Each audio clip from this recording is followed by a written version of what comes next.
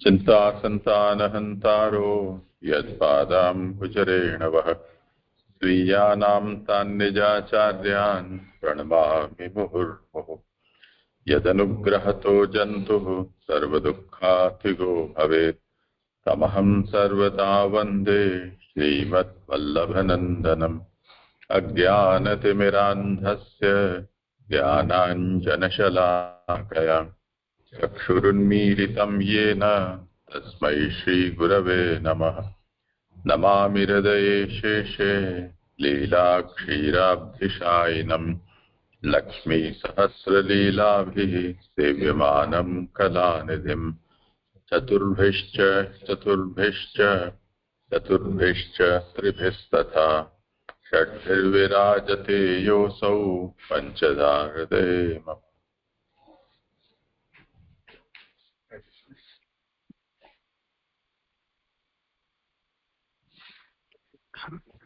दंडवत प्रणाम चाचे। आवाज आ रही है मेरी जी? आ रही। चाचे मैं आगे शुरू कर रहा हूँ। आनंद रूप श्री हरि की लीला वो श्रीमद् भागवत का मूल अर्थ है। शास्त्रार्थ हरि की 10वीं लीला 10 प्रकार से सर्ग से आश्रय श्रीमद् भागवत के तृतीय से 12 स्कंद में वर्णित हुई है। यह 10 उपरांत अधिकार लीला भी श्रीमद् भागवत के अंगरूप लीला होने से ये 12 स्कंद हुए। प्रथम स्कंद में अधिकार लीला की बात आ रही है। द्वितीय स्कंद में परीक्षित के जो प्रश्न के उत्तर में अंग सहित श्रवण का कथन करके द्वितीय जो स्कंद है वो श्रवण अंग है, जिसमें ज्ञान लीला के साधन के निरूपणार्थ 10 अंग होते हैं। वाको निरूपण द्वितीय स्कंद के 10 अध्याय से निरूपण किया है। द्वितीय स्कंद में 3 प्रकरण आए हैं। तत्वज्ञान या वस्तु निर्धार, रथ प्रसाद माने श्रद्धा और मनन। श्रीमद् भागवत के प्रतिपाद्य तत्व के स्थूल और सूक्ष्म 2 प्रभेद हुए हैं। तत्वज्ञान प्रकरण के अंतर्गत प्रथम अध्याय में स्थूल स्वरूप का ज्ञान वर्णन हुआ है और द्वितीय अध्याय में सूक्ष्म स्वरूप का ज्ञान का वर्णित हुआ है। पहले अध्याय में प्रमाण और प्रमेय श्रवण करने वाले तत्वों को सहित भगवान का स्वरूप का भी चिंतन किया है। प्रथम स्कंद के अंत में परीक्षित को 2 प्रश्न किए। पहला प्रश्न सर्वात्मपणा से क्या तात्पर्य और मरने के पहले मनुष्य का क्या कर्तव्य करना चाहिए। प्रथम प्रश्न के उत्तर में तो मुख्य अभय होकर सर्वना आत्मा भगवान हरि ईश्वर के श्रवण कीर्तन स्मरण करना चाहिए। यह मुख्य प्रश्न को उत्तर प्रथम अध्याय के 1 से 14 श्लोक तक बतायो। अभी जो दूसरा प्रश्न था कि मरण के पहले मनुष्य को मरण के समय जो अंतिम काल आए तब मनुष्य को क्या करना चाहिए, वो प्रश्न जो था वो उसके जो 15वें श्लोक में कल हमने आभासात में वहां पे के देखा कि मुख्य कर्तव्य तो जो श्रवण कीर्तन स्मरण ही है। ये परीक्षित को ऐसा नहीं लगे कि उसके प्रश्न को जवाब नहीं दिया है और जो श्रवण को दृढ़ करने के लिए उसके उपकारक मनन निधिध्यासन को निरूपण आगे महाप्रभु जी करते हैं। वहाँ मनन निधिध्यासन पर्यंत जब साक्षात्कार हुए तब कुछ पाक्षिक दोष की भी संभावना है कि पाक्षिक दोष क्या बताया है कि मन दूसरे विषयों में चले जावे, तभी क्या करना चाहिए। तब योग के अंगभूत ध्यान वहां पे समझाते हैं। अभी मूल श्लोक में बता रहे हैं कि अंतकाल में को क्या कर्तव्य है। तो यहाँ पहले 4 कर्तव्य जो बताए हैं कि घबराना नहीं और श्रवण करना, दूसरों की वैराग्य रख के देह आदि में ममता छोड़ देनी, घर से निकल जाना और कोई भी परिस्थिति है वहां पे धैर्य रखना। वाक्य अंतर्गत यम नियम आसन प्राणायाम प्रत्याहार धारणा ध्यान को निरूपण किया और वहां पे बतायो कि सब अवयव को जो ध्यान है वो धारणा है और कोई एक ही अवयव को जो ध्यान है वो जो है वो ध्यान है एक ही अवयव में।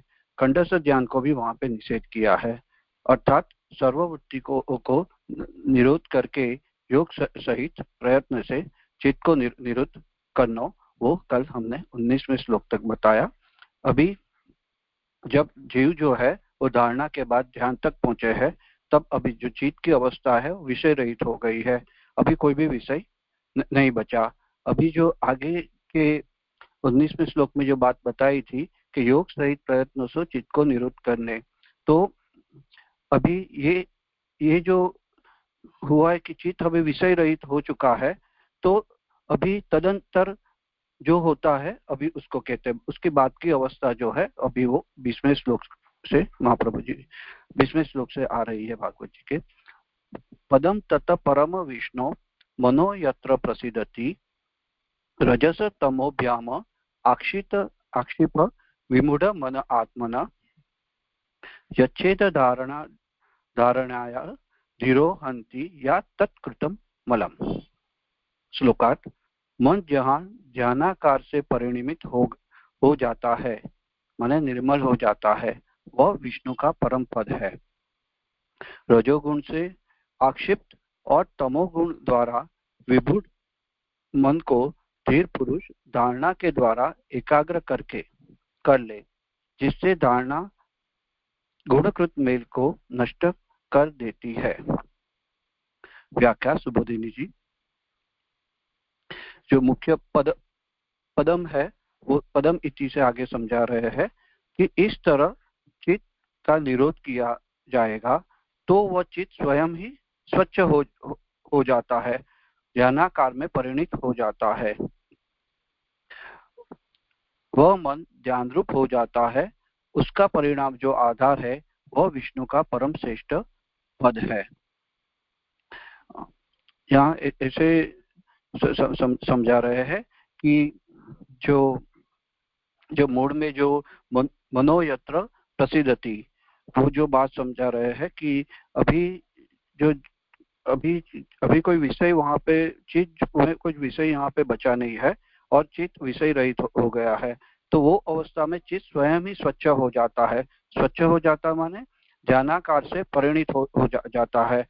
यहाँ ध्यानाकार से परिणित में कहते हैं कि चित्त स्वयं एवं प्रसिद्धति, प्रकाश में बताते हैं कार्य कारण कर्तृत्व विहाय अविकल्प रूप भवति, माने जो उसको भाषांतर गुजराती में बताया है फुटनोट में, कार्य कारण कर्ता की स्थिति को तज के अविकल्प सहित होना, माने यह ध्यान करते चित्त है वो विषय रहित हो गया है, कोई भी विषय यहाँ पे बचा नहीं है। वो परिस्थिति में चित्त ध्यानाकार हो गया और वहाँ चित्त स्वयं ही प्रसन्न हो गया, क्योंकि उसको जो आधार है वो विष्णु का परम पद है। वो मन ध्यान रूप हो जाता है, वो उस परिणाम का जो आधार क्या है वो विष्णु का परम श्रेष्ठ पद है। जो यहाँ पद की व्याख्या महाप्रभु जी कर रहे हैं। आगे बता रहे अन्यथा, माने वो जो आधार न होता तो यदि विष्णु पद से अतिरिक्त स्थल में वो निरुद्ध होगा तो उस स्थल की अभिव्यक्ति करेगा या दुखी हो जाएगा। अभी यहाँ विष्णु पद न लेके उसका आधार और कोई अतिरिक्त स्थान में बतावे तो वो स्थल की वो अभिव्यक्ति करेगा और वो दुखी होगा। अतः यहाँ निरुद्ध होने से वह प्रसन्न होता है। उस प्रसन्नता के कारण आधार का सामर्थ्य है, वह प्रसाद का आधार भगवान का ही पद है। जो प्रसादाधारो भगवतमेव पद, माने जब चित्त में प्रसन्नता हो रही है तब वो प्रकाशमान वो प्रसाद का आधार क्या, प्रसन्नता का कारण क्या बता रहे हैं कि उसका आधार का सामर्थ्य है। वो आधार क्या है कि वो जो पदम जो आगे बताया जो भगवान का पद ही है और वो चित्त की निर्मलता से प्रकाशित हो जाता है। जो मनोयत्र प्रसिद्धति बताया वही कह रहे हैं। तब जीवात्म स्वरूप पुरुषोत्तम का ही स्थान है, माने जब चित्त में प्रसन्न हो रहा है तब वो प्रकाशमान होता है और वो जीवात्मा का स्वरूप है, वो पुरुषोत्तम का स्थान है, ऐसा यहाँ समझाते हैं। अभी ये श्रुति वचन से ये बात आ रही है। माने ये ऐसी यहाँ पे ऐसे हुआ कि अभी चित्त जो है वो ध्यानाकार हो गया, तो पहले जो दाता जे और ध्यान, माने ध्याता जो जीवात्मा जो योगी है वो उसका ध्येय जो वस्तु है वो भी रही नहीं, तो दाता और ध्यान दो ही रहे अभी और कोई विषय यहाँ पे बचा नहीं। तो चित्त में एकदम प्रसन्नता बढ़ने लगी और वो उसको कारण बतायो कि भगवान को परम पद है। अभी यहाँ से तो जीवात्मा का स्वरूप बता रहे हैं कि अभी जो धाता है, जो योगी है, उसको स्वरूप क्या, उसकी स्थिति समझा रहे हैं कि वाको स्वरूप पुरुषोत्तम को ही का ही स्थान है। अभी श्रुति में भी अग्नि की शिखा रूप से जिसको कहा गया है वह भी जीव की कला ही है। यशया शिखाया मध्य परमात्मा व्यवस्थिता, अथवा अक्षर भगवान का पद स्थान है तो उसका अंश जीव भी भगवान का पद है। इसलिए जितने समय तक मन प्रसन्न रहता है तब तक उसे उसी तरह रहना चाहिए। यहाँ पे महानारायण उपनिषद से के जो उदाहरण से समझा रहे हैं कि जो दीपशिखा जो है, वह दीपशिखा में दीवा है और दीवा की जो मध्य भाग जो है, वो जो दीवा की जो ज्योत है वो जीवात्मा है और उसके मध्य में जो है वो परमात्मा है। और वो अग्नि शिखा रूप बताया है, वो यहाँ पे जीव की कला ही है। वो मूल तो ब्रह्म की कला है, यहाँ तो ब्रह्म ही जीव बनियो है, तो यहाँ पे वो जीव की कला बताई है। वो एक यहाँ से बतायो और दूसरा इससे समझायो कि अक्षर जो है वो भी भगवान का पद है और अंश, उसका जो अंश है जीव, वो भी भगवान का पद है। तो वो दोनों से समझा रहे हैं कि जो जीवात्म स्वरूप है वो पुरुषोत्तम का ही स्थान है। अभी आगे, इसलिए जितने समय तक मन प्रसन्न रहता है तब तक उसी तरह रहना चाहिए। अभी आगे बता रहे हैं कि रजस्तव तमश्चेय, इस न्याय से रजोगुण और तमोगुण काल से प्रेरित होकर मन को विक्षिप्त करते हैं अथवा विमूढ़ ज्ञान रहित कर देते हैं। तब योग बल से दूसरे की भी मन भगवत पद में भाषित होते हैं। मैंने ये भागवत जी के 14वां अध्याय के 10वें श्लोक में बता रहे हैं कि जब भी रजो और सत्वगुण बढ़ जावे को छोड़कर तमोगुण बढ़ जावे, या तमो और सत्वगुण को छोड़कर जब भी रजोगुण प्रकट हो जावे, तो वो बाकी के दो गुण को ढाक देते हैं और एक गुण को प्रभाव बढ़ जाता है। तो जो जीवात्मा है वो जब भी अभी ध्यान कर रहा है, मन विषय कुछ नहीं रहा है, तो वहां पे शायद वहां पे ऐसा हुए कि रजोगुण और तमोगुण कुछ वो अवस्था में बढ़ जाए और मन को विक्षिप्त करने लगे, और जो मन है उसको मन को ही ज्ञान रहित कर देंगे। तब की अवस्था भी बता रहे हैं। तब योग बल से दूसरों के भी मन भगवत पद में तभी उनको योग बल से और सबके भी मन है वो भगवत पद में ही भी भाषित होते हैं, क्योंकि अभी ये अवस्था में सभी जीव भगवत पद में इकट्ठा हो जाते हैं।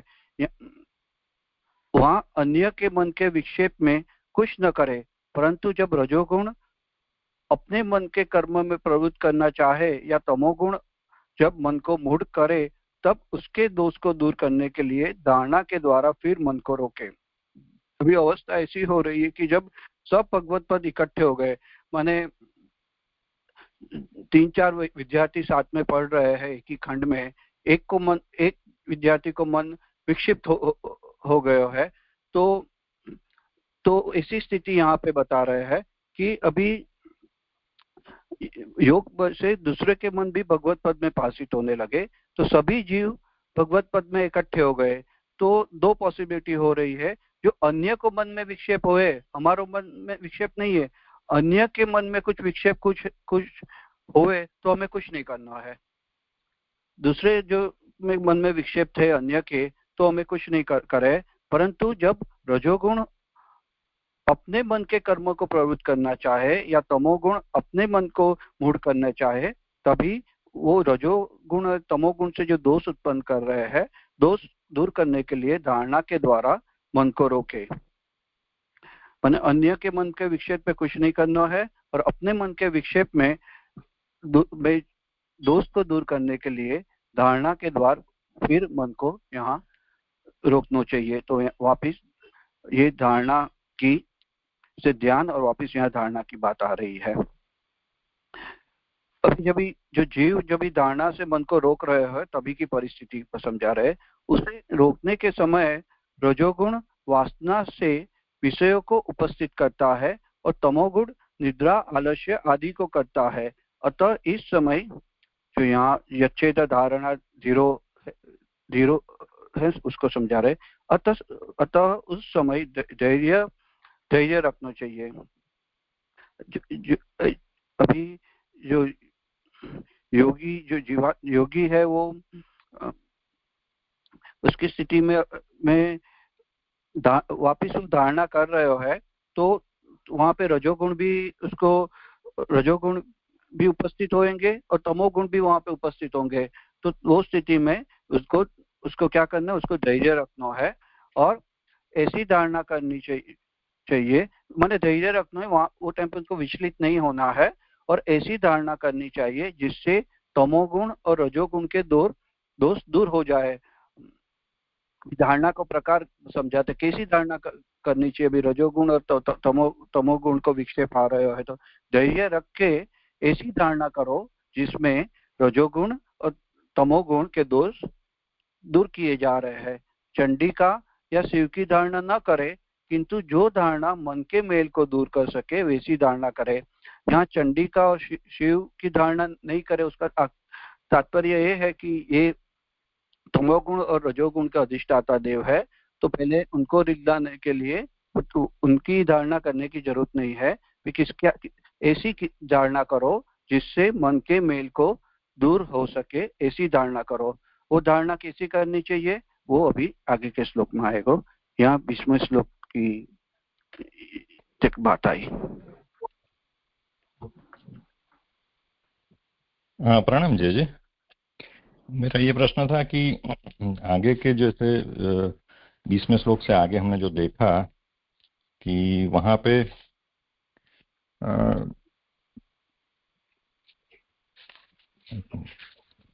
जो अष्टांग योग के जो अष्टांग है उसको कैसे साधना है, तो उसमें हमने देखा कि वो आसन है, फिर प्राणायाम करना है, उसमें जो वाणी का जाप करना है वो ओमकार का करना है।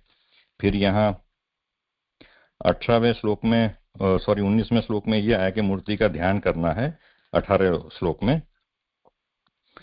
फिर 19 में आया भगवान मूर्ति का अवयव का ध्यान करना है।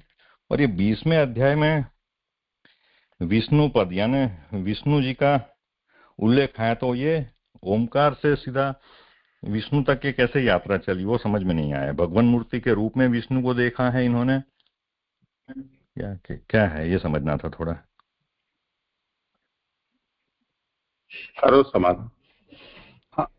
आगे जो यम नियम प्रत्याहार प्राणायाम ध्यान धारणा की बात आई, वहां पे तो जो विषय जो मन में चल रहा था, जो विषय था वो कैसे हटाना वहां तक की बात आई। तो अभी ये अवस्था 20वें श्लोक से ऐसी अवस्था हुई है कि अभी मन में कुछ भी विषय अष्टांग योग से मन में अभी कुछ विषय यहाँ पे बचा नहीं है। मन अभी विषय रहित हो गया है उसको, और उसको ध्यानाकार बता रहे हैं। और वो मन एक विषय रहित होने से वो प्रसन्न हो चुका मन हुआ है। तो वो प्रसन्न होने का आधार क्या है कि वो विष्णु का परम श्रेष्ठ पद है, वो उसका आधार बताया है। और पहले विषय थे, यहाँ आगे वो भी बात है ना, विष्णु पद से अतिरिक्त स्थल में होता तो यहाँ पे इतनी प्रसन्नता नहीं आती। वो जो आगे की जो विषय की बात आ रही है वो अतिरिक्त स्थान था, तो वहां पे चित्त की प्रसन्नता की बात नहीं है। यहाँ मुख्य जो बात है मनो यत्र प्रसिद्धति। तो वो मनो यत्र प्रसिद्धति क्यों है कि वो पद से है, माने वो परम पद जो विष्णु है वो आधार है उनका, और वो उसके लिए विष्णु का परम पद परम श्रेष्ठ पद है वो महाप्रभु जी यहाँ पे माने एक स्टेप जो आगे बढ़ गया। जो विषय की बात थी वो निकल गई, और जो ध्यानाकार से प्रसन्नता के बाद से यहाँ विष्णु पद आधार है, इसलिए विष्णु यहाँ बात आई। ऐसा मुझे लग रहा है दो में अंतर। मेरा प्रश्न ये है, ये विष्णु पद कैसे है, ये जो से निर्विषय जो उसका जो हो गया है मन, वो विष्णु पद कैसे होता है, ऐसे ये प्रश्न है मेरा। मैंने पदम जो मुख्य जो 20वीं कार्य की बात आ रही है, वाको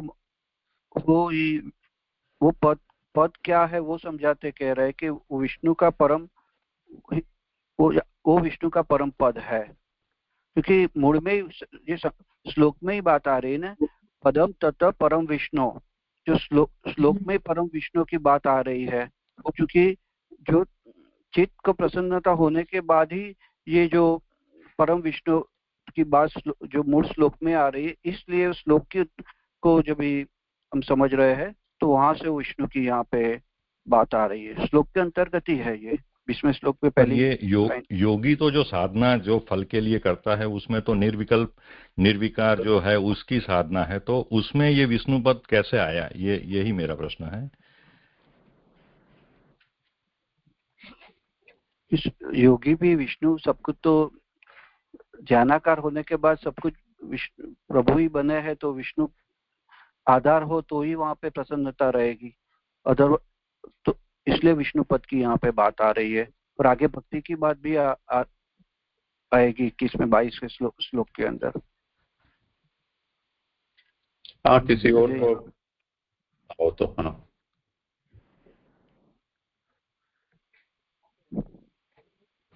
ये परम तत्व को याद करना है, इसके लिए विष्णु पद आ गया है।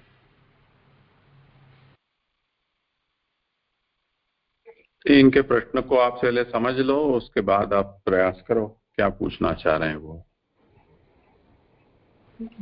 धारणा और धरण को ध्यान कर दिया, किसको ध्यान किया, तो ध्यान करने के लिए प्रभु का ही स्मरण करना चाहिए ऐसा लग रहा है, इसीलिए परम पद विष्णु ही है, वो तो सब कुछ वही बने हैं।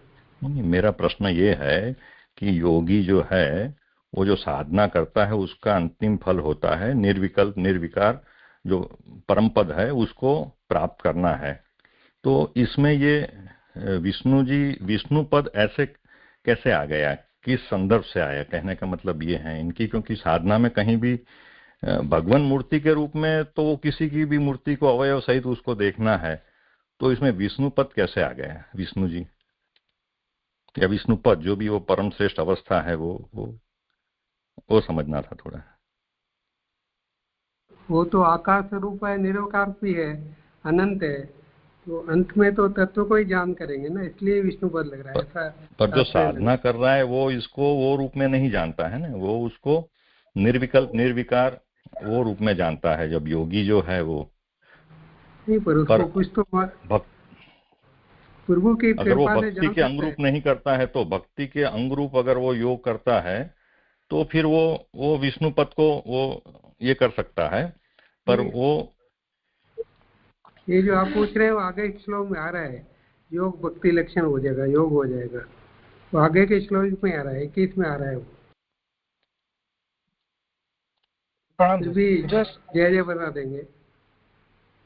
राम जी, यहाँ पे जो चित्त की प्रसन्नता को लेके चल रहे हैं उससे ये भाषित होता है कि उससे यानी अगर उसका जो चित्त अगर विष्णु पद उसका आधार बन गया है तो ही उसको यानी प्रसन्नता होगी, तो उसके अंदर अगर वो दुखी होगा तो उसका मतलब यानी उसका कहीं अन्य में निरुद्ध हुआ है मन, विष्णु पद उसका आधार नहीं बना है, तो इस संदर्भ से ये विष्णु पद आ रहा है और उसको वही करना चाहिए, क्योंकि जो आगे समझा रहे हैं वो जब तक प्रसन्नता उसको हो रही है तो वो उसे वही करना चाहिए। और आगे भी अंत में आ रहा है कि विष्णु का ही ध्यान धरे, चंडी का या शिव का ध्यान न धरे, तो ये प्रसन्नता से जो आ रहा है उससे यानी विष्णु पद आया ऐसा समझ में आ रहा है। जैसे मुझे ये व्यापक विष्णु हो ऐसा लग रहा है, क्योंकि निर्विकार उस अवस्था में तो व्यापक है, तो प्रणाम जी। मुझे भी व्यापक के अर्थ में लग रहा है यहाँ विष्णु परम पद, यानी अक्षर ब्रह्म को ले सकते हैं ऐसा मुझे लग रहा है यहाँ पे।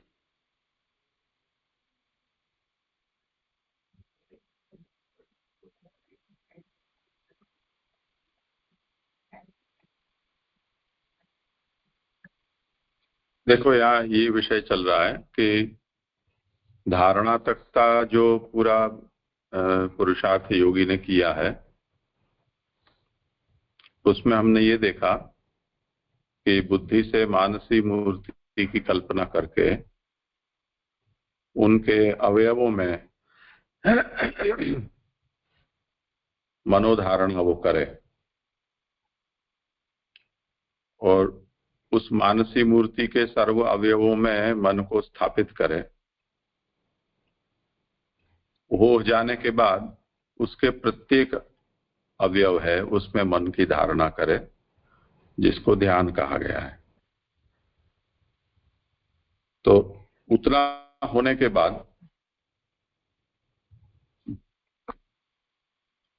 अब स्थिति ये बन जानी चाहिए कि ध्यान का जो विषय है वो विषय अब योगी के चित्त से हट जाना चाहिए और ध्यान मात्र रह जाना चाहिए।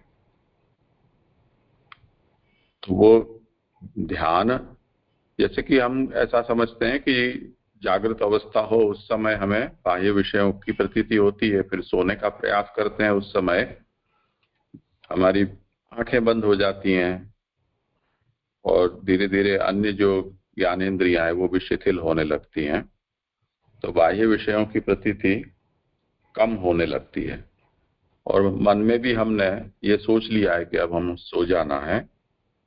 तो थोड़ी बहुत जो प्रतीति बाह्य विषयों की होती भी हो उसके प्रति भी हम अपने भीतर से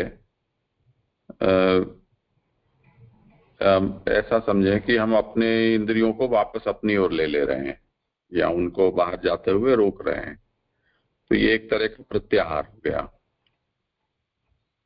प्रत्याहार हो जाने के बाद अब बाह्य विषय तो अब रहे नहीं, पर भीतर जो चल रहा है वो हम जब सोते हैं तो दिन भर में जो भी घटना हुई होती है वो हमारे दिमाग में चलती रहती है। तो उसे तो रोकने के लिए हमारे पास तत्काल कोई उपाय नहीं है सिवाय कि हम अपने आप को ये समझाते जाएं कि अब हमें सो जाना है, सो जाना है, सो जाना है। जो भी हमें जगाने वाले, उत्तेजना पैदा करने वाले विचार या स्मृतियां जाग जाती हों उनको हम बहुत ज्यादा बढ़ावा न दें। तो उस प्रयास से अब हमारा दिमाग है वो भी अब ये समझ जाता है कि हम ज्यादा सोचने के मूड में नहीं हैं जब उनको कोई प्रतिक्रिया नहीं मिलती है। तो इस प्रक्रिया से अब वो विचार शून्यता की ओर धीरे धीरे हम बढ़ते हैं और एक स्थिति ऐसी आ जाती है कि जिसमें बिल्कुल माइंड ब्लैंक हो जाता है, एकदम विचार शून्य हो गए, और वही अवस्था है जिसको हम निद्रा कह सकते हैं। तो जागृत के बाद थोड़ी तंद्रा होती है, थोड़ा बहुत, न पूरा हम जागते हैं न सोते हैं, वो बीच वाली अवस्था, और उसके बाद निद्रा अवस्था है भी। तो वो ये जो निद्रा अवस्था है उसका वर्णन ऐसा समझ लो कि ये 19वें श्लोक में किया गया कि मनो निर्विषयम युक्त्वा ततः किंचित न संस्मरेत। मन को निर्विषय बनाकर और अब किसी चीज का स्मरण न करे। इससे पहले तो उस विष्णु का सर्वावयव पूर्ण और उसके प्रत्येक अवयव का ध्यान योगी ने अपनी साधना में किया है, धारणा की अवस्था में। तो धारणा का जो अंग है उसमें तो उस विष्णु का स्मरण किया है, पर अब जब ध्यान का स्टेज आया है उस समय किसी भी विषय का स्मरण नहीं करना है, ऐसे बिल्कुल स्लेट को साफ पोंछ देना है। अब जो स्थिति बन रही है तो मन, अब उसका मन तो है ना, सभी है, इंद्रियां हैं हमारी, अब वो मन कहां पर है? निर्विषय तो होता नहीं है।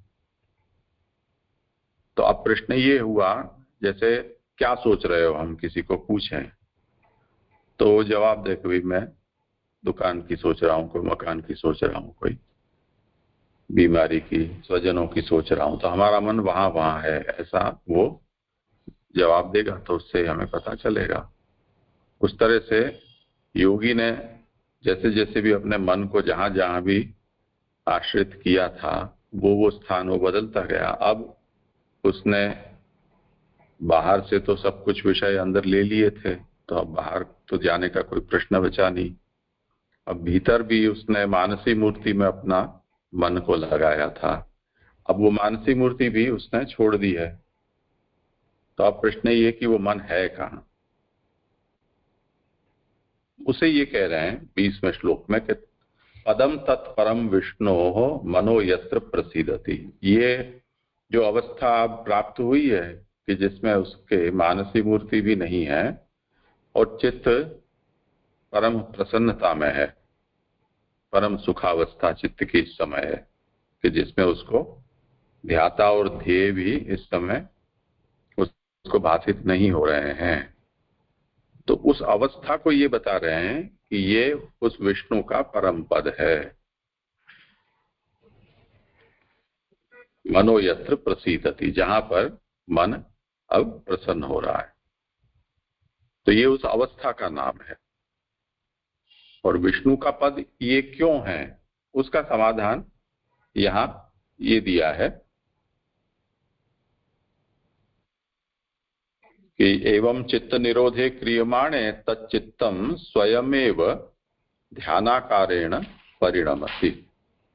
इस प्रकार चित्त का निरोध करने पर वो चित्त अपने आप ही ध्यानाकार बन जाता है। यानी अब वो चित्त मैं ध्यान करने वाला हूं अथवा ध्यान का मैं करण हूं, इस तरह से नहीं, मैं ध्यान हूं, ऐसे ध्यानाकारेण परिणमति। तस्य परिणामस्य यह आधारः, इस प्रकार जो ध्यानाकार जो बना है उसका जो आधार तद विष्णोः परमं पदम, वो विष्णु का परम पद है। ये बात बता रहे हैं। हाँ, प्रणाम जय। इसमें विष्णु के विष्णु पद यानी क्या लेना है? विष्णु का यहाँ लिखा है परम पद है, विष्णु का यानी विष्णु भगवान लेना या परमात्मा लेना या क्या लेना है जय?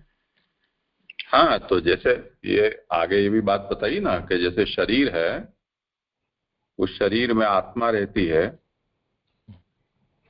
आत्मा के भीतर परमात्मा रहते हैं, तो ये उसी का स्थान है ना। तो जैसे ये बायस स्टेटमेंट नहीं हो जाएगा? जैसे हम लोग विष्णु पथगामी है तो हम इसको विष्णु पद कहते हैं, मगर जो योगी है वो अगर वो पद को प्राप्त करना नहीं चाहता हो तो भी ये विष्णु पद कहा जाएगा?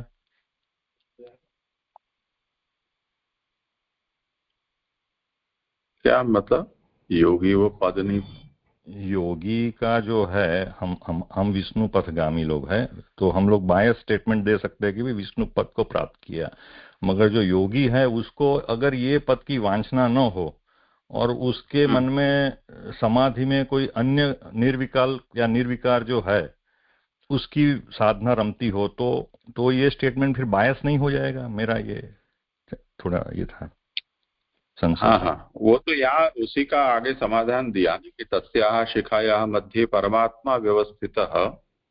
ये महानारायणोपनिषद में ये बताया कि उसकी शिखा के मध्य में परमात्मा रहे हुए हैं। तो ये वचन तो कुछ और बात बता रहा है। तो जहां पर चित्त प्रसादे यत् प्रकाशते तत् जीवात्म स्वरूपम पुरुषोत्तमस्य स्थानम, चित्त की प्रसन्नता होने पर जहां जो प्रकाशित होता है वो जीवात्मा का स्वरूप, उसको पुरुषोत्तम का स्थान कहा गया है। और ये जो महानारायण उपनिषद का वचन है वो उसको ये बता रहा है कि ये तो उसकी शिखा के मध्य में परमात्मा व्यवस्थित है। तो वहां वह्नि शिखात्वेनापि उच्यमाना जीव कला एव। तो वहां जो बता रहे हैं कि ये जो वचन है, यानी विरोध क्या बताया इसमें कि एक को तुम विष्णु का पद कह रहे हो और दूसरा जो वचन है वो उसको जीव का पद कह रहा है। तो अब हम ये कहेंगे कि जिसको विष्णु पद की अपेक्षा नहीं है और केवल जो योगी, जैसे कि अनीश्वरवादी योगी हैं, सांख्य और योग दोनों ही, शेश्वर और निरीश्वर दोनों ही होते हैं। अब जो निरीश्वर होते हैं वो केवल अपनी आत्मा का ध्यान करते हैं, अब वो तो विष्णु को नहीं मान रहे हैं, वो तो ईश्वर जैसी सत्ता को नहीं मान रहे हैं, वो आत्मा को ही मान रहे हैं, तो उसको क्या प्राप्त होगा? तो उसको आत्मा ही प्राप्त होगी। जी जी जी, यानी तत्त जो उपास्य है वो प्राप्त होगा उसको।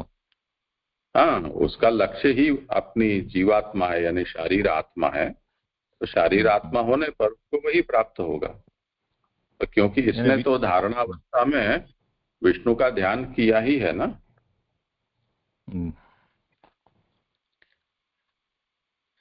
जी जी जी, समझ में आ गए। ये ध्यान आकार क्यों कहा? ध्यान का तो आकार कैसे? क्योंकि आकार मतलब ध्यान रूप, ऐसे ध्यान बन जाता है ऐसे। और ये भी पंक्ति समझ में नहीं आई जो आया ना कि रजः सत्वम तमश्चैव, उससे पहली पंक्ति तो समझ में आ रही कि इस न्याय से रजोगुण और तमोगुण काल से प्रेरित होकर मन को विक्षिप्त करते हैं, ये समझ में आया, अथवा विमूढ़ ज्ञान रहित कर देते हैं, ये भी ठीक है। तब योग बल से दूसरों के भी मन भगवत पद में भाषित होते हैं, और क्योंकि सभी जीव भगवत पद में ही इकट्ठे हो जाते हैं, वहां अन्य के मन की विक्षेप में कुछ न करे, ये नहीं समझ में आया। ये विषय थोड़ा योग की गहरी प्रक्रिया को लेकर है, इसको इन्होंने अच्छे उदाहरण से समझाया। उसको हम ऐसे समझ सकते हैं कि जैसे पढ़ाई कर रहे हैं महेश, दिनेश, गणेश, उसमें गणेश थोड़ा यहां वहां देख रहा है, तो वो अध्यापक उसको पूछेगा, गणेश बोलो क्या समस्या है तुमको? तो गणेश कहेगा कि देखो वो दिनेश है, वो महेश के पीछे से उसके कपड़े को खींच रहा है, उसको परेशान कर रहा है। तो अध्यापक गणेश को ये कहेगा कि तुझे कोई समस्या करता हो तो तुम मुझे बताना, वो महेश दिनेश को कुछ कर रहा है उसकी तुम चिंता क्यों करते हो, तुम अपना देखो। तो अब यहाँ ये स्थिति हो रही है कि जो भी योगी, अब योगियों की ये स्थिति हो जाती है कि वो अपने मन को अपने से बाहर एक व्यक्ति के रूप में कहीं स्थापित कर सकते हैं। तो अब इनके चित्त हैं वो भगवान के चरणों में, या जो भी उनका स्थान है वहां उन्होंने अपने मनों को स्थापित कर दिया है। अब स्थापित होने पर उसके खुद के अंदर कोई अगर समस्या होती हो रजोगुण तमोगुण के कारण, तो उसको पुनः धारणा करनी चाहिए। अगर किसी के मन में चंचलता हो रही हो तो उसको उसी के ऊपर छोड़ना चाहिए, उसमें इसको विक्षिप्त नहीं होना चाहिए, ये बात यहाँ कह रहे हैं। किसी के मन में चंचलता हो रही है उसे कैसे पता है? क्योंकि उसने, हाँ, उसका मन उसने वहां पर लंबित कर दिया है ना, इसलिए तो वो उसका एक्सटेंडेड मन है, तो मन उसका वहां पर है, उसको उसकी प्रतीति हो सकती है। जी स्पष्ट। ये मेरा भी यही प्रश्न था जो कल्पेश भाई ने पूछा है, वो हो गया, स्पष्ट हो गया। अच्छा चलिए, ये कोई तुरीय अवस्था जैसा है क्या? मतलब नहीं, तुरीय नहीं है। हमारे जैसा अभी मैंने जो उदाहरण दिया उसमें व्यक्ति का उदाहरण था, पर हमें भी जो हम एक दूसरे से जो लोग जुड़े हुए हों उनके मनों में इस प्रकार का एक दूसरे के साथ सिंक्रोनाइज हो जाता है, और ऐसे कभी उसकी प्रतीति भी होती है। मैंने कई बार उदाहरण दिया है, हमारे पिताजी और हमारे काका जी जूनागढ़ वाले एक बार वहाँ दक्षिण पधारे, तो बेंगलोर उनका हुआ जाना। तो कब, उस समय वो इतनी प्लान्ड यात्रा नहीं थी, इसलिए कब वो बेंगलोर पहुंचेंगे और कहाँ कहाँ जाएंगे इस विषय में उन्होंने उस समय कुछ तय नहीं किया था। और उन जमाने में मोबाइल फोन या ऐसी सब कोई व्यवस्था नहीं थी। तो बेंगलोर में हमारे पिताजी के मामा जी विराजते थे। तो उनको भी उन्होंने कुछ सूचना नहीं दी थी। पर जब वो रेलवे स्टेशन पर उतरे तो बिल्कुल सामने उनको रिसीव करने के लिए उनके मामा जी वहां उपस्थित थे। तो वो सबको बड़ा आश्चर्य हो गया कि ये कैसे इनको पता चल गया। तो उनको पूछा कि आप यहाँ कैसे, ये हो सकता है कि किसी और कारण से आए हों और अकस्मात ये संयोग बन गया। तो उन्होंने कहा कि नहीं, मुझे कल ही ऐसा स्वप्न आया और मुझे ये पता चला कि आप लोग यहाँ आ रहे हैं और आप यहाँ किसी को जानते नहीं हो, तो मुझे लेने जाना है, ऐसा आपने कहा है। तो मैं तो आ गया। तो अब वो ये पूरी घटना है वो बिल्कुल ही ऐसे हुई हो मानो कि संवाद सीधा हुआ हो। तो अब हमारे पिताजी और हमारे काका जी के मन में भी, बेंगलोर में मामा जी रहते हैं, ये तो उनके मन में है, तो उनका विचार चल ही रहा है। और हमारे साथ उनका प्रेम भी बहुत ही था। हमारे छोटपन में हमको ABCD भी उन्होंने ही सिखाई और महीना 2-2 महीना रहते थे मांडवी में। रिटायरमेंट के बाद तो 6-6 महीना रहते थे। तो उनका मन बहुत ही ज्यादा खींचा रहता था हमारे साथ। तो इस प्रकार से कहीं कहीं टेलीपैथी कह लो इसको या अतीन्द्रिय ज्ञान कह लो, ऐसे सबके साथ कभी कुछ न कुछ प्रसंग बनते ही हैं। तो उस तरह से यहाँ भी हमें ये समझना है कि भाई किसी के जहां तुम एक साथ अपने मन को लगा रहे हो, वहां दूसरे का भी मन लगा हुआ है और उसमें कुछ विचलित हो रहा है, तो उसकी तुम चिंता मत करो। यानी तुम अपनी अवस्था है एकाग्रता की, उसको विक्षिप्त मत करो, तुम अपने ध्यान में लगे रहो, ये कहना चाह रहे हैं। ये अपनी चंडिका या शिव की धारणा न करें, तो उसमें अपने को यही लेना है कि रजोगुण और तमोगुण को न करे, धारणा न करे। हाँ, यही तो बात है ना कि जिससे तमोगुण और रजोगुण के दोष दूर किए जा सकें, ऐसी धारणा नहीं करनी चाहिए, धैर्य रखना चाहिए। हाँ जी, दंडित नाम जी।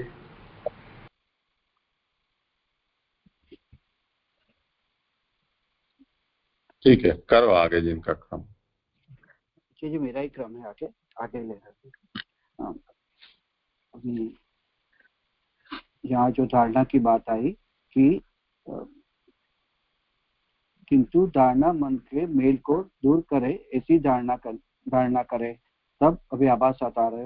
धारणा वैसे करनी चाहिए कि जिसमें योग की सिद्धि हो सके। चित्त को निरुद्ध करने वाले बहुत कर्मादि योग है, परंतु उसमें भक्ति लक्षण योग जिससे संपन्न होता है, उस धारणा को करना चाहिए। माने ऐसी धारणा। एक क्षण, मुझे दूसरा एक प्रसंग याद आ गया हमारे साथ का। हमारे पिताश्री को थोड़ी हार्ट की समस्या हुई तो हम दिखाने गए। दिखा लेने के बाद डिस्चार्ज जब लेना था, नहीं हमको वहां एडमिट होना था, तो हम लोग वहां बाट देख रहे थे। इतने में कोई एक व्हील चेयर पर बैठकर किसी को डिस्चार्ज मिला था, स्टेंट वेंट लगे थे उसको। वो वहां से नीचे आया, उसके लेने के लिए कार में उसके स्वजन थे, वो बैठा रहे थे। इतने में उसकी नजर, मैं पेड़ के नीचे पार्किंग में खड़ा था, वहां उसकी नजर पड़ी। तो अभी वो इतना स्वस्थ नहीं था, पर एकदम से उसको उठ के जैसे दौड़ने लगा हूं ना, ऐसे दौड़ के मेरे पास आया। उसके सब साथ वाले थे, वो भी एकदम से शॉक में आ गए कि क्या हुआ अचानक। उसको संभाल के और जैसे तैसे फिर उसने औपचारिकता सब दंडवत चरण स्पर्श ने सब किया। तो फिर वो बोला कि ये तो मेरे लिए बहुत ही आश्चर्य का विषय है, ठाकुर जी की कृपा, ऐसे सब वो सब कहने लगा। मैंने कहा कौन हो, मैं तो जानता नहीं हूँ आपको, और क्या विषय क्या है। तो उन्होंने कहा कि बस मैं उस समय यहाँ सत्र का आयोजन हुआ था विद्यापीठ में, और वो व्यक्ति कहीं अमेरिका से यहाँ ये सोच कर आया था कि विद्यापीठ में सत्र में मैं भाग लूंगा, पर आने के साथ ही उसको कुछ समस्या हो गई हार्ट की, और उसको सब टेस्ट में और उसमें जाना पड़ा रिदम अस्पताल में। तो वो उसकी मन में रह गई। उसने यूट्यूब में और सब में कहीं कुछ सुना होगा, देखा होगा। तो कहकर मैं बड़ौदा रहता हूँ, वैसे अमेरिका हूँ, और बहुत समय से मेरे मन में था कि मैं यहाँ जाऊंगा जाऊंगा जाऊंगा, तो वो बात नहीं हो पाई। अब मुझे स्टेंट लगाए तो आराम करने के लिए कहा है, पर ये देखो ऐसा ठाकुर जी ने संयोग बैठा दिया कि आप मुझे डिस्चार्ज मिलना और आपका यहाँ उपस्थित होना। तो अब इसमें तो मेरी ओर से तो कोई ऐसा परिचय था नहीं, इसलिए उनके विषय में कुछ विचार चलता हो ऐसा तो कोई बात नहीं थी। पर उसके मन में जो थी, अब वो किस तरह से एक संयोग बन गया, तो ऐसा होता है कि हम जिसके विषय में बहुत ज्यादा सोचते हैं, अब ये संयोग भी हो सकता है और कोई ऐसी आध्यात्मिक मैकेनिज्म भी हो सकती है कि जो हमको इस तरह से एक दूसरे से टकरा दे। ठीक है जी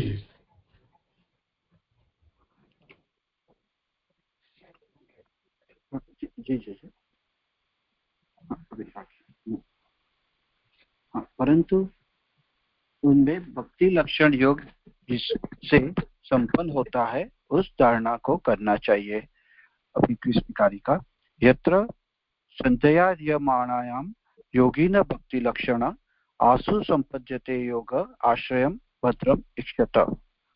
जिस धारणा में योगी को मंगलमय भगवान के दर्शन करते हुए भक्ति योग शीघ्र ही सिद्ध हो जाता है। अभी इसकी संबोधनी जी, यहाँ यत्र से यत्र विषय है, तो यहाँ पे विषय क्या है कि भगवान ही इस धारणा का विषय है। बाद में जैसे यहाँ पे मूड में यहाँ संध्या यय माणायाम लिखा है, मूड में देखे तो संध्या य पे रेप माणायाम है, तो ये संध्या शब्द कुछ अलग हुआ ऐसे लग रहे है जो यहाँ पे प्रिंटिंग में, क्योंकि मूड में संध्या माणायाम ऐसे बताया है, यहाँ संध्या शब्द नहीं है मूड में। संधार्य ये शुद्ध है, शुद्ध है ना, ये यह शुद्ध है यहाँ पे संध्या शब्द ध के साथ य नहीं होना चाहिए। अच्छा जी हाँ वो अशुद्ध है। अभी ये संधार्य माणायाम को समझाते हैं, सर्व अवयव संसिष्टायाम चित्तवृत्ता। हाँ माने अभी जो यत्र विषय है, तो विषय क्या है, भगवान ही जिस धारणा का विषय है, उन भगवान के सभी अवयवों में अब जब चित्तवृत्ति स्थिर हो जाती है, तब चित्तवृत्ति का निरोध करने वाले योगी के लिए भक्ति रूप योग संपन्न हो जाता है। जो भक्ति लक्षण जो यहाँ पे बताया है वो बात कर रहे हैं, जब जो भगवान के सभी अंगों में चित्त की वृत्ति स्थिर हो जाती है और चित्त वृत्ति का निरोध करने वाला जो योगियों की ये जो अवस्था है वो भक्ति रूप योग यहाँ पे संपन्न हो जाता है। जिस तरह श्रृंग स्थानादि मत्व गाय का लक्षण गाय में ही रहता है, उसी तरह योग से भक्ति अलग नहीं रहती। माने जो गाय का जो गला की झालर है वो गाय का लक्षण है, तैसे ये प्रक्रिया से जिस चित्तवृत्ति का निरोध करने वाले योगी का भक्ति योग संपन्न हो चुका है, उसकी कदापि भक्ति न व्यभिचरती। माने ये जैसे गाय का एक लक्षण बताया कि जो गाय की जो गला की जा रही है वो गाय का लक्षण है, ऐसे ही ये जिसको भक्ति योग संपन्न हुआ है वो योग से भक्ति कभी अलग नहीं रहती सकती है, वो यहाँ का उसका लक्षण यहाँ पे बताया है। माने गायना गणानी जालनी की जैसे कदापि भक्ति भी यहाँ पे इसकी अलग नहीं हो सकती। जैसे गाय है उसका वो जालर उसके साथ ही रहता है, उसका लक्षण बता रहा है। ऐसे ही ये योगी जो भक्ति योग संपन्न हुआ है उसमें भक्ति कभी अलग उससे नहीं रहती, अर्थात वह योग भक्ति के नाम से प्रसिद्ध रहता है। यहाँ कोई ऐसी शंका करे उस योग का लक्षण भक्ति क्यों है, तो उसका उत्तर यही है कि उस योग में जो धारणा का विषय वह भगवान का रूप है, जो आगे पहले ही बताया था, भगवान ही जिस धारणा का विषय है। तो क्योंकि ये योग जो है उसमें धारणा का विषय वह भगवान का रूप है, वो अत्यंत मनोहर है और उसी का ध्यान वो करता है, अतएव भगवत ज्ञान के कारण यह योग भक्ति लक्षण योग हो जाता है। संपद्यते का मीनिंग करते हैं कि हो जाता है। यहाँ आश्रय नाम धारणा, भद्रम का मीनिंग जो मनोहर कर रहे हैं, और इक्षत तत् जातत माने वो तद इक्षत माने उसका ध्यान करना, माने इसे समझा रहे हैं कि किसकी धारणा कर, ये जो धारणा जो कर रहे हैं वो बहुत मनोहर है। मनोहर वो भगवान का जो रूप है,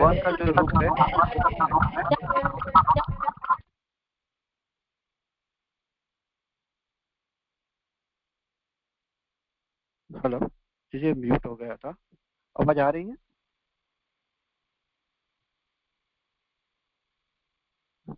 हाँ बोलो।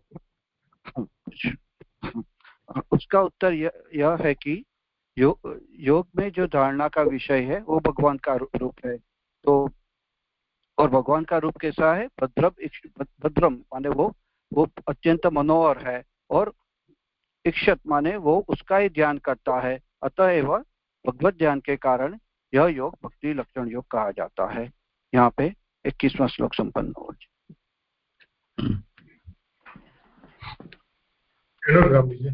ये थोड़ा प्रक्रिया थोड़ी समझनी थी। पहले हमने देखा कि यानी वो किसी मूर्ति की धारणा करता है, फिर आगे आया ध्यान, एक किसी अवयव बैकग्राउंड में रख के किसी एक अवयव पे फोकस करके फिर ध्यान करता है, फिर आगे फिर कोई भी विषय नहीं रह जाता उसका, यानी जो चित्त यानी भगवत पद बन जाता है, विष्णु पद। फिर वापस यहाँ पे धारणा की बात आ रही है, तो ये उसके बाद वाली धारणा है कि ये पहले कैसे करना था उसकी बात चल रही है। हाँ करो समझ। नहीं, यहाँ पे जो 20वें श्लोक में अंत में जो बात आई ना कि जब भी अन्य विक्षेप पे तो कुछ नहीं करना है, खुद पे जब भी विक्षेप हो रहे हो तो वहाँ पे धारणा करनी चाहिए। तो तभी जो धारणा कर रहे हैं वहाँ तमोगुण रजोगुण के विक्षेप भी होएगा तो वहाँ पे धैर्य रखना चाहिए। और कैसी धारणा करनी चाहिए कि जो तमोगुण रजोगुण को जो विक्षेप हो रहे है उसको दूर किए जावे। तो अभी तो वो धारणा है वो मन को मेल दूर करनी चाहिए। तो वही समझाते कहते हैं कि वो धारणा का प्रकार क्या है, तो वो ऐसी धारणा है जिसमें योग की सिद्धि हो सके, और यहाँ से भक्ति लक्षण जो योग है उसको वो साधना से भक्ति लक्षण योग संपन्न होगा। तो उस प्रकार की धारणा करनी चाहिए, माने चंडिका शिव की धारणा नहीं करनी चाहिए, पर ऐसी धारणा करे जिसमें भक्ति लक्षण योग जिसमें संपन्न होता है, तो यहाँ और उस धारणा को करना चाहिए। वो आगे के श्लोक की जो बात है उसमें कंटिन्यूटी में आ रही है, और आगे जो भगवान का जो मनोहर रूप है वो विषय जो है वो भगवान का रूप है, तो भगवान का रूप बहुत अत्यंत मनोहर है, तो उसका ही ध्यान करने से उसको भक्ति लक्षण योग किया है। तो ये आगे के श्लोक की कंटिन्यूटी में आ रही है, ऐसी बात लग रही है। जो 18वें श्लोक में जो भगवत मूर्ति का बताया उसी को अभी यहाँ पे लिखा। बीच में ये कहा ना कि अगर ऐसा करते हुए बीच में यदि कोई समस्या होती है तो क्या करना, तो ये कहा कि धैर्य रखो, ये कहा, पर उठपटांग मत करो। जैसे अपने यहाँ सेवा फल में ये कहा है ना कि यदि भगवान फल में प्रतिबंध कर रहे हैं तो फल नहीं देंगे, भगवान की इच्छा नहीं है। तदा अन्य सेवा भी व्यर्था। अब जब भगवान ही फल देना नहीं चाहते हैं, उस समय कोई जीवात्मा ये सोचे कि चलो हम उसके द्वारा भगवान को प्रसन्न करवाएं, उसके द्वारा प्रसन्न करवाएं, ये प्रयास कर देखें, वो प्रयास कर देखें, तो वो किसी अन्य उपाय की ओर यदि अपना मन लेकर जाना चाहता है तो महाप्रभु कहते हैं कि तदा अन्य सेवा भी व्यर्था, उसमें कुछ होना धरना नहीं है। तदा आसुरोयम जीव इति निर्धारः तदा ज्ञान मार्गेण स्थातव्यम शोकाभावाय इति विवेकः, ऐसे उसको वहां धैर्य धारण करने के लिए कहा है।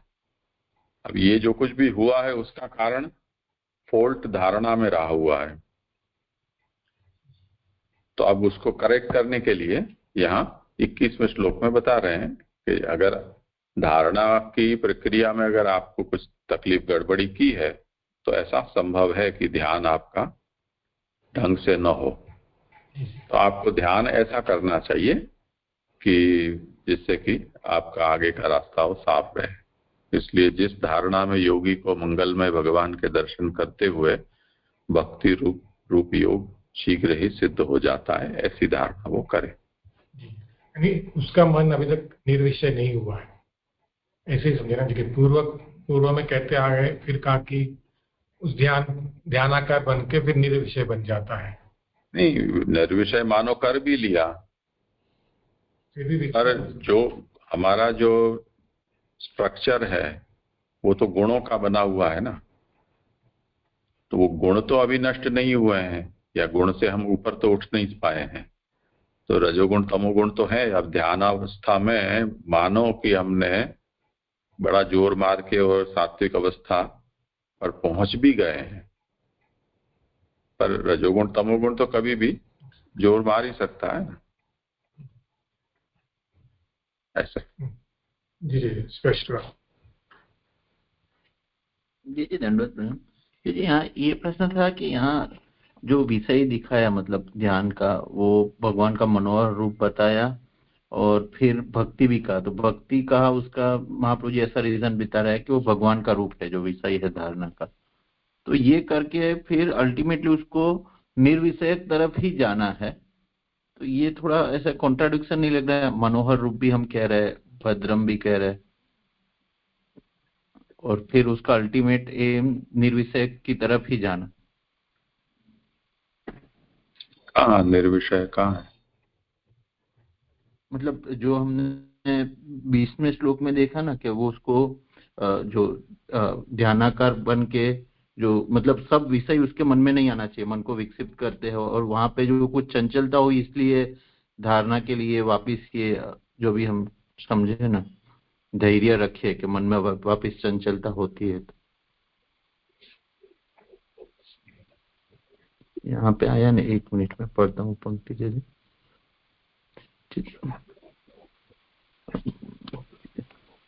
जब मन विषय की वासना से परित्याग कर देता है, इस विषय को भी मन से अलग करके सर्वथा विषय रहित करके योग सहित करके अर्थात सर्ववृत्तियों का निरोध करके तब किसी भी पदार्थ को याद न करे, योग साधित। 19वें श्लोक में जो आया ना, फिर मन को निर्विषय बनाकर उसके अनंतर किसी का भी चिंतन न करे। तो उसमें तो क्या हमने आगे देखा, हमने फिर ये आगे प्रक्रिया में देखा कि उसको यहाँ पहुंचना है लेकिन कुछ गड़बड़ी हो रही है रजोगुण या उसके कारण ध्यानाकार में, तो फिर धैर्य रखे और उसको चंडी का शिव का धारणा न करके मनोहर रूप भगवान का ही मतलब धारणा में वो उनका ध्यान धरे। तो मतलब अल्टीमेटली ये ध्यान करके उसको वापस निर्विषय पे ही पहुंचना है, वो मेरा एक प्रश्न था। उसको कहाँ पहुंचना है वो तो वो जाने। यहाँ जो प्रक्रिया बताई जा रही है वो तो भक्ति योग की बताई जा रही है ना। अच्छा जी, तो यहाँ जो प्रक्रिया बता रहे उसके रेफरेंस में भी पूछ रहा था कि उसको अल्टीमेटली अभी तो मतलब भक्ति योग की तरफ ही आगे जाएगा और भगवान के स्थूल रूप का जो वर्णन आएगा उस रूप से ही हमको सोचना है, भक्ति योग है। हाँ, सुखदेव जी अभी तो यही बता रहे हैं। हाँ जी जी। तो जो बीच में जो निर्विषय वाला आया तो मतलब ऐसा हम समझ सकते हैं मतलब कि अधिकारी ये भक्ति योग का होगा तो उसका निर्विषय की तरफ मन नहीं लग के वापिस मन अगर उसका चंचल हुआ तो ये भगवान की दिशा में आगे बढ़ेगा, भगवान के स्वरूप की दिशा में। क्योंकि ये जो विषय है ना, निर्विषय करके इतनी फुर्सत वाला तो ये आदमी है नहीं ना, ये तो जहाँ जिसका मृत्यु सन्निकट है उसके लिए ये बता रहे हैं, इसके पास थोड़ी इतनी कोई फुर्सत है।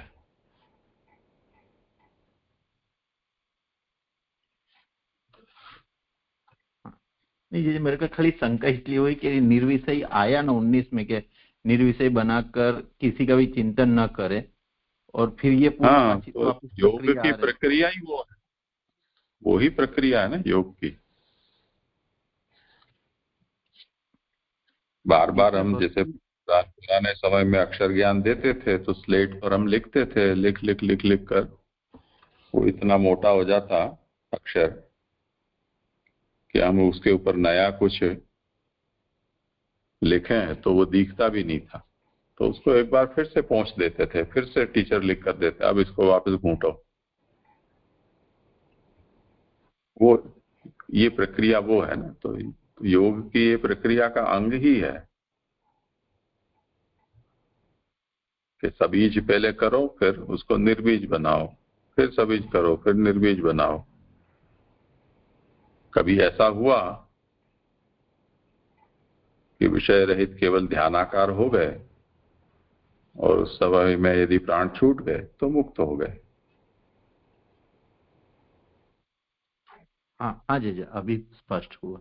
मतलब ये प्रक्रिया ही अप डाउन चलती ही रहेगी। और हाँ जी, हाँ स्पष्ट हुआ जी, प्रणाम जी जी। आगे लो। कितने श्लोक हैं? अजय जी अभी 22वां श्लोक, अभी और ये लास्ट श्लोक है। हाँ हाँ, बहुत ही श्लोक। नहीं जय वो कल हितेश भाई का श्लोक आए थे तो वो नहीं कर पाए थे, इसके लिए तो अब आभासात इस धारणा के विषय में राजा विशेष प्रसन्न करता है। जब ये जो धारणा की बात आई तो अभी राजा आगे प्रश्न करते हैं। राजा उवाच यथा संत्याजये ब्रह्मण धारणा यत्र सम्मता तादृशी वा हरेत आशु पुरुषस्य मनोमलम। वो समझाते कहते हैं, हे ब्रह्मन, जिस तरह धारणा की जाती है और जिसमें आपको धारणा संबंध है एवं जिस प्रकार की धारणा पुरुष के मन के मेल को शीघ्र दूर कर सके उसे कहिए। विराजा जो प्रश्न पूछ रहे हैं उसमें सुबोध जी में समझा रहे, वो धारणा कैसे की जाती है? क्या मन के अंदर भगवान की मूर्ति की कल्पना करके उसमें मन को स्थापित करना चाहिए, अथवा शास्त्रों में जैसे भगवान की मूर्ति को सुना है उसका स्मरण करके मन में स्थापना की करनी चाहिए? यहाँ पे जो माने पहला प्रश्न है कि धारणा कैसे की जाती है, तो वो जो भगवान को स्वरूप है उसको जो मन के अंदर भगवान की मूर्ति की कल्पना करके उसको मन को स्थापित करना चाहिए, शास्त्रों में जो भगवान की मूर्ति बताई है उसको स्मरण करके मन में स्थापना करनी चाहिए। एक और आगे और पूछ रहे हैं, एक बात यह भी है जिस मूर्ति को मन में स्थापन करना संपन्न है वो बताइए, क्योंकि अभी भगवान की मूर्ति तो अनंत है, कौन सी मूर्ति को मन में स्थापन करना है? इसलिए जिस भगवान की मूर्ति में मन को स्थापित करना है करना सभी योगियों को संबंध है वो कहिए। वह मूर्ति जैसी है, जिस प्रकार की है, वह रूप प्राधान्य है या धर्म प्राधान्य है, वो मूर्ति स्थूल है या सूक्ष्म है, वो निराकार मूर्ति है या साकार है, वो शांत है या आग्रह वाली है। इन सब में ऐसी मूर्ति आप बताइए जो पुरुष के मन को मेल को नष्ट कर दे। जो आगे जो बात आ रही थी कि ध्यान करना है तो मन को ऐसी धारणा करनी चाहिए कि जिससे मन को मेल को नष्ट कर सके, तो वो बुद्धि कैसी होनी चाहिए, उसके रेफरेंस में राजा ये सवाल पूछ रहे हैं। यद्यपि यहाँ कथन कहिए ऐसा नहीं कहा है, परंतु वह अर्थ के द्वारा ही प्रतीत होता है। यहाँ मूल में ऐसे बता है, यादृशी पुरुष मनोमन आसु हरेत, आंसू हरे जो मूल में शब्द किया है, तो यहाँ पे नष्ट कर दे माने हंती, तो हंती से समझा रहे हैं कि मूल में तो आंसू हरे जो शब्द है, तो ऐसे समझा रहे कि यहाँ पुरुष के मन को मेल को नष्ट कर दे माने हंती शब्द नष्ट करने से रेफरेंस में आ रहे हो, तो वहां कथन ऐसा नहीं बताया है, ऐसे मैं समझ रहे हो भी अर्थ के द्वारा ऐसी प्रतीति हो रही है कि ऐसी मूर्ति आप मुझे बताइए जिससे मन के मेल को नष्ट कर दे। तो और आगे समझा रहे हैं, गुरु के सन्निधान में कहो इस तरह नियोग आदेश अनुचित है। इस अभिप्राय को बोधित करने के लिए वाक्य शेष को कहकर नियोगास कहो उतना नहीं कहा है। माने जब ये क्वेश्चन पूछ रहे हैं तभी उनने श्लोक में ऐसी बात कहो ऐसा कुछ बात नहीं आ रही है, तो इसका क्यों नहीं आ रही है उसका मीनिंग यहाँ समझाते हैं कि जब गुरु के सन्निपात में कहो जो इस तरह से जो करे वो आदेश है वो अनुचित बतायो है, तो इस अभिप्राय को बोधित करने के लिए यहाँ वाक्य को शेष ही कहा है और ऐसे कहो मत ऐसे यहाँ पे नहीं कहा है। मैं ऐसे यहाँ 22 का श्लोक यहाँ संपन्न हुआ, इसे समझाऊं। दंडवत प्रणाम जय।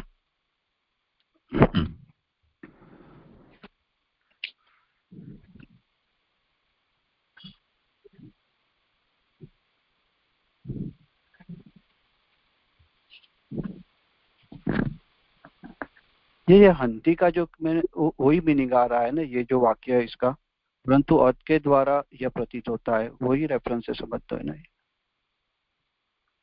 क्या यहाँ पे जो यादृश पुरुष मनोमनो आंसू हरेत हंती, तो ये जो वाक्य आ रहा है, यद्यपि यहाँ कथन कहिए ऐसा नहीं कहा है परंतु अर्थ के द्वारा ही प्रतीत होता है।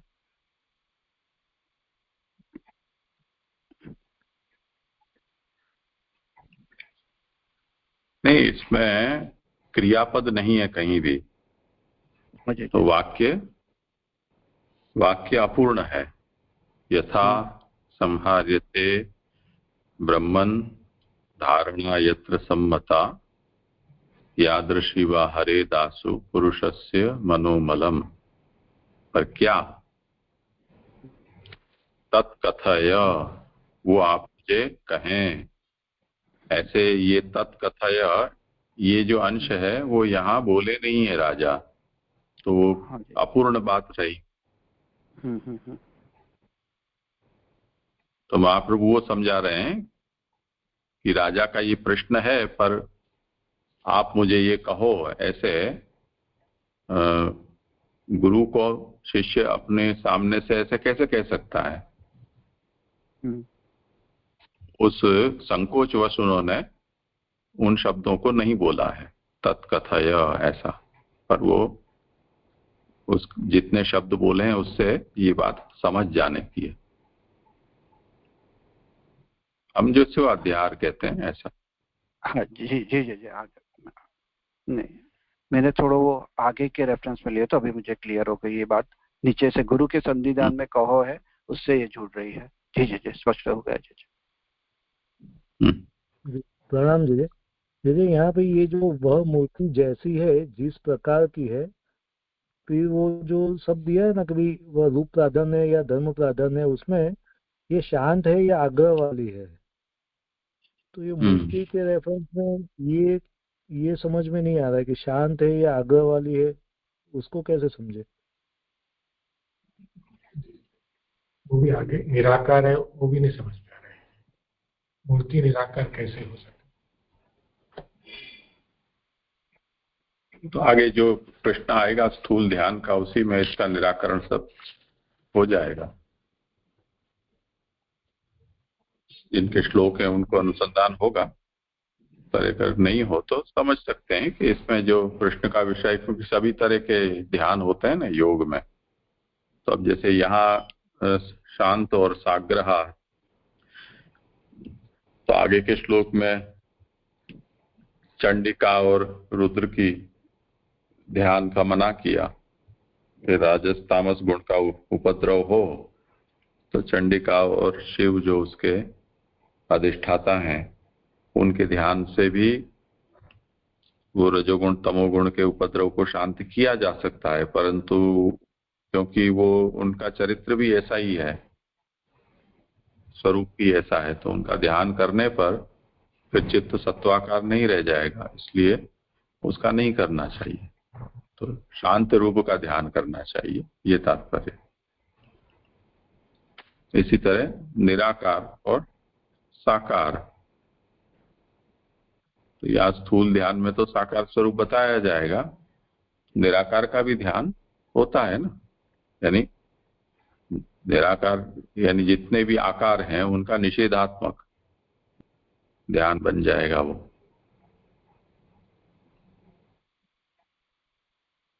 जी जी आया समझ में। पर मुझे ये 21वें श्लोक की जो आभासार था उसमें ऐसा था कि भाई धारणा वैसी करनी चाहिए जिससे योग की सिद्धि हो सके, और फिर चित्त को निरुद्ध करने वाले बहुत कर्म आदि योग है। तो जैसे इसको ऐसे समझना कि जो भक्ति लक्षण योग है उससे ही योग की सिद्धि होगी, और जो सब है उससे योग की सिद्धि नहीं होती है, ऐसे? नहीं, योग की सिद्धि तो होगी, पर यहाँ जो म्रियमाण है उसको कौन सा योग सिद्धिदायक होगा, तो एडवाइजेबल योग उसको भक्ति योग है। जी जी जी। कर्मयोग आदि जो है वो प्रणाम जी। तो यहाँ पे जो अपूर्ण रह गया उसका भी समाधान किया जो श्लोक का, आप कहीं ऐसा नहीं कह सके तो फिर क्या कहें? शुभदेव यानी प्राज्ञा परिषद क्या कहते हैं? गुरु के सन्निधान में आप ऐसा नहीं कह सकते कि आप कहो, अगर किसी पूछना है तो फिर उससे क्या कहना चाहिए? फिर कहना चाहिए उसकी बात नहीं है, यहाँ तो जितना बोले हैं वो अगर इतना ही बोले हैं और तत्कथय ये शब्द उन्होंने नहीं बोले हैं तो उसका क्या कारण है वो महाप्रभु ने यहाँ बताया है कि गुरो हो सन्निधाने नियोगो अनुचित। चलो अब ये बोलो, अब ये जवाब दो, अब ये कहो, ऐसे वो पत्रकार परिषद में ऐसा होता है या अदालत में ऐसा हो सकता है कि भी चलो कोई आप एक दूसरे को ऐसे कह सकते हो, पर और अभी तो क्या है कि कुछ क्षण ही हुए हैं सुखदेव जी को और परीक्षित को मिले हुए, अब अभी तो आके बैठे हैं और सीधे फायरिंग चालू हो जाए तो थोड़ा अनुचित भी लगे, तो थोड़ा संकोच भी हो सकता है। जी स्पष्ट।